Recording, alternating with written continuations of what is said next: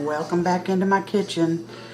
I'm not going to be making as many videos. I'm not going to be doing 2 a week like I have been because I have a family member who has had a stroke and I have to help stay there with them because they're paralyzed on one side for right now and needs help. So, I'll get back in my routine as soon as I can. But tonight we're going to make a cake, and it's really known by 2 different names. It can be an apple nut cake, or years ago, back in the 70s, it was called an apple dapple cake. So this recipe, although I have had it and made it many times, this recipe was sent to me by one of my subscribers in his name, and it was so sweet of him, Bryson Hatfield, and it reminded me of it. I'd forgotten about this cake, so I promised him I'd do a video on it. So we're going to make this cake tonight. Now, I've already gotten started because this, in the bowl already, I've got 3 eggs, 2 cups of sugar, and 1.5 cups of oil. And the oil, don't use olive oil or anything heavy. Use a salad oil or canola oil, something with a very mild, unnoticeable taste. And along with that, there's 2 teaspoons of vanilla. And you have to put this in the bowl and let it mix for 10 minutes. So I've already done that. And I set my timer so that I was sure that I beat that stuff 10 minutes. I wasn't going to cheat it or go over. So now that that's beaten together, I'm going to have the recipe below, but you're also going to add 3 cups of all-purpose flour, a teaspoon of soda, a teaspoon of salt, a teaspoon of cinnamon, and a cup of buttermilk. And he just said mix that in. So guess what, people? That's exactly what I'm going to do. And he didn't say alternate, but I'm gonna alternate it, simply because that's the way most of it's done, although it may not be necessary.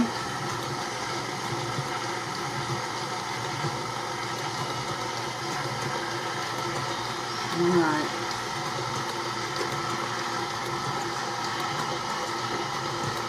So I mixed everything in there, the cinnamon, the salt,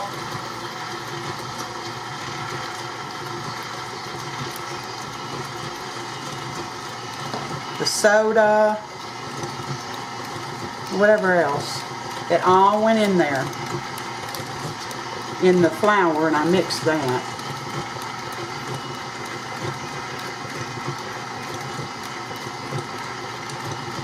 Meanwhile, preheat your oven to 325 degrees.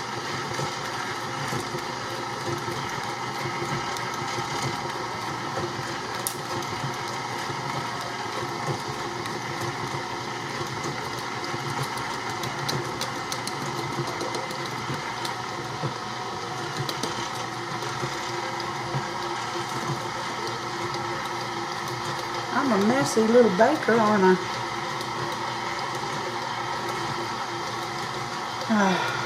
Okay.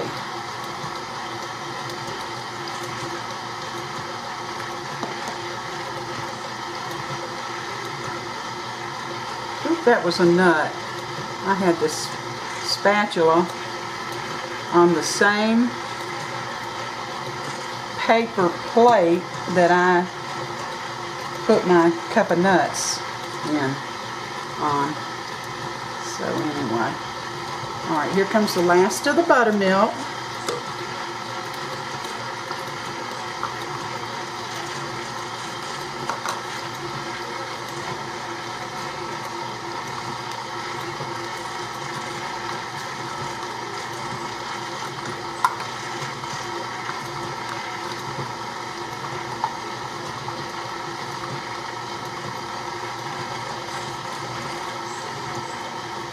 froze this buttermilk, so you have to shake it. It was on sale for 99 cents a half gallon. I just couldn't resist. I've never frozen buttermilk before. Now the consistency changes. It's a little bit grainy, but the taste is the same. So what does it matter if you're baking? If you're going to drink it, I don't know. That's a different story. Here's the last of our flour.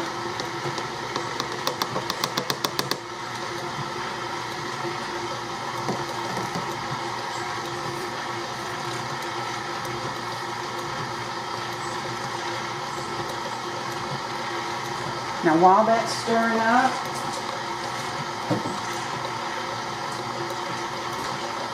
this is a 12-cup bundt pan, and I'm just going to spray it real good with the type of spray that has the flour already in it, and get that ready, because this cake, I'm not done with it yet, so I really shouldn't. Well, the cake is going to take an hour to an hour and 10 minutes to bake. And it's delicious. I've had it before. Like I said, I've made it many times. Now we're supposed to let this beat for 5 minutes. Can you believe Can you believe that? Beating is important with this cake, evidently. I don't remember taking these precautions, but I am following Mr. Hatfield's instructions, and he said follow them exactly. So that's what we're doing. Alright, when my 5 minutes are up, I'll be back with you.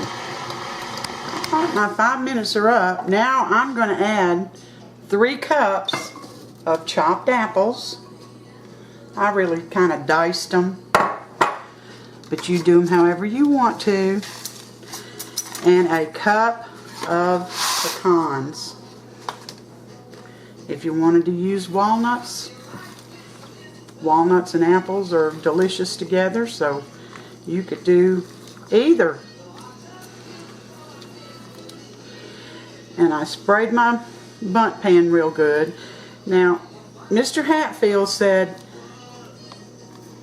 you can use a 10-cup bundt pan. I think mine's a 12, but it doesn't really matter. And we're going to leave this in there in 325-degree oven. Well, I'm going to start checking it at 55 minutes. But he said it would take anywhere from an hour to an hour and 10 minutes.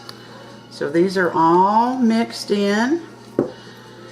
I'm going to go ahead and put it in my cake pan, and I'll be back with you when it gets done. Alright, we're back. My cake took the hour and 10 minutes to get done, but your oven may be different and it may get done sooner than that, but that's how long mine took. And while it was cooling, I made this icing. Can you see it? Whoop. Now, it starts out very thin, but as it cools, it thickens, and it's delicious. And I didn't make a video of it. I'm sorry, but I'm going to tell you how to make it because it was very simple.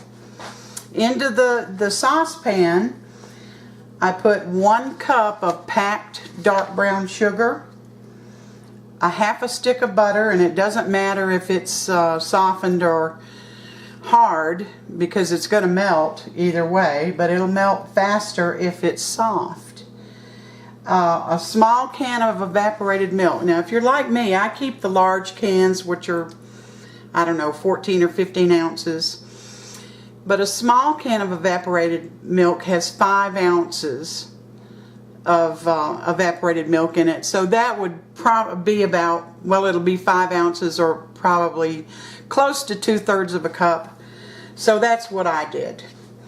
I just opened up my big can. And then there's 2 tablespoons, I'm sorry, 2 teaspoons of vanilla. So you put all that in this saucepan. And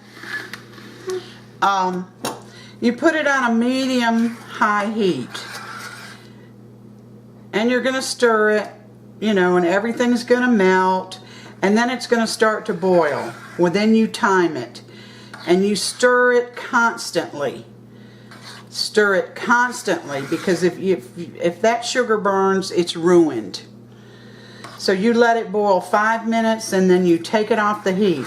And then as your cake cools, because the cake will need to be cool, this will cool down also and thicken up. So I'm just going to spoon this over the cake, over my cooled cake. And I'm not going to be real fussy about it.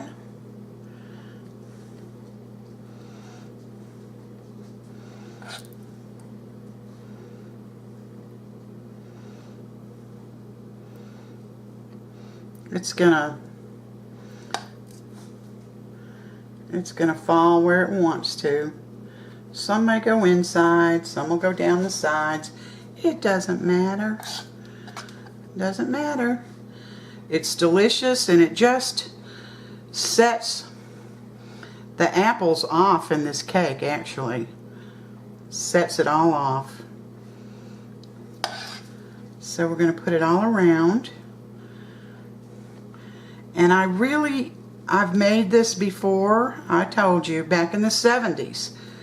That's when it was popular. And back then it was, like I said, called an apple dapple cake. But you can call it an apple nut cake. So, either one.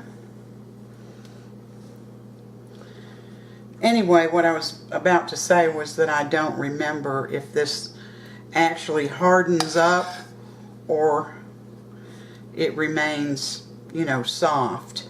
I don't remember. In fact, I had even forgotten about the cake till Bryson suggested I make it and do a video. So I said, okay, I will.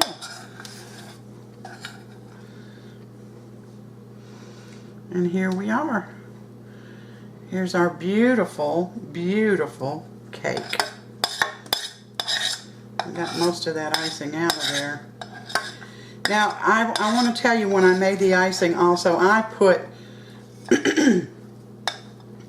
about 1/4 teaspoon of salt in the icing also, because it brings out the flavors. So, you know, you want to do that. If you choose not to use the salt, that's fine too. You don't have to. But here's our cake. And I'm going to cut it.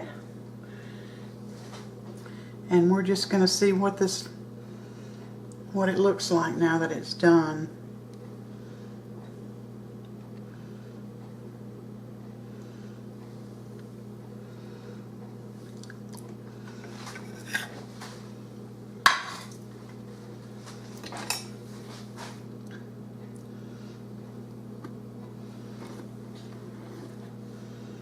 I'm taking a very small piece.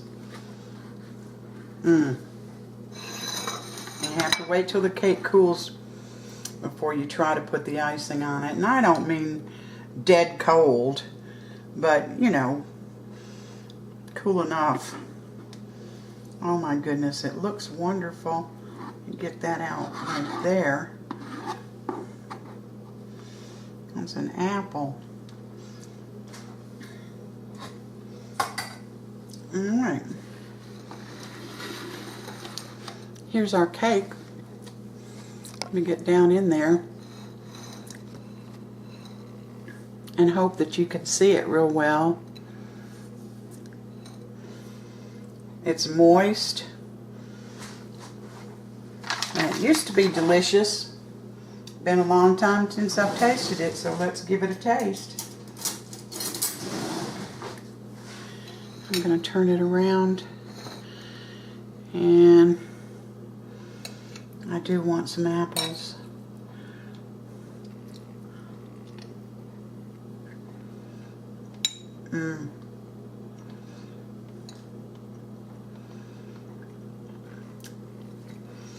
This is such a good cake. You all are going to like it. You're just going to love it. So give it a try. Don't forget to like and subscribe. And I'll get back with another video as soon as I can. This has been going on since May, this stroke, and there's been very little improvement, but I'll get back with you all as soon as I can.